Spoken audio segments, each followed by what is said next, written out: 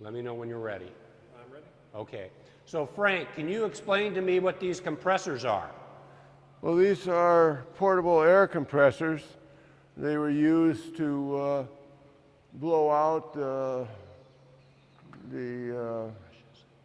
commutators mostly, or the entire, anything that you need to be cleaned up. But I know I used it on the commutator, especially after cleaning the slots on the commutator and prior to putting the Gliptol down on the string bands.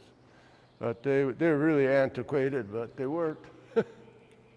So then what are some of the other things that we see that we've got preserved here? What are some of these other artifacts? Well, this is really, I would call it a hodgepodge, because they're back to me, so it's hard for me to explain to you how they're working. I don't know if you can get give me a chance to get back here. Take your time. Okay, whenever you're ready, let me know. So here you have the starting and running switches. This is the starting and running switch for starting the AC motor.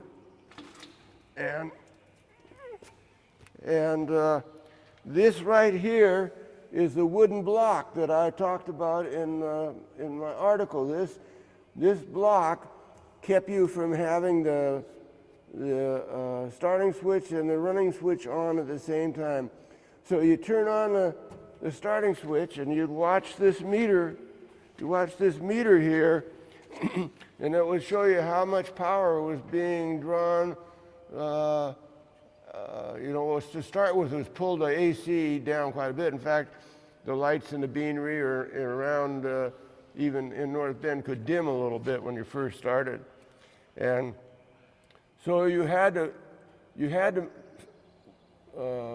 while the AC motor was starting up, then I'd do my walk around to check the oil bearings and so forth, and then I'd close the gate for the field, and then I'd come back here, and the AC motor was at full speed, and it was not drawing as much power as it did when it started. So then I would drop this switch out and then close that switch instantaneously, so that the RPMs wouldn't fall off on the AC motor.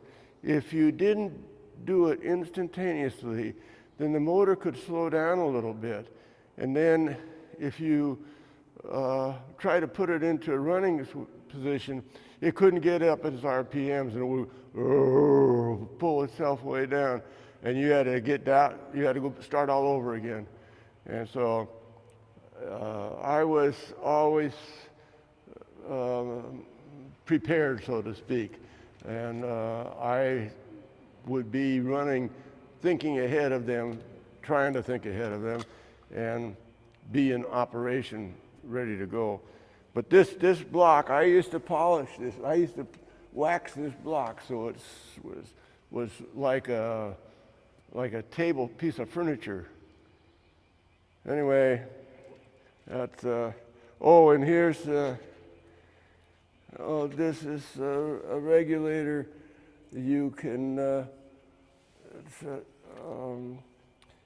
dial in. You could dial in different power that were available through the different knobs on this. What the hell is that thing called? Rheostat. This is a rheostat, so to speak. And this is the field switch here. That's the field switch. That's actually connected to the gates. What gates? So it's a sad sight to me. It's like a dead elephant.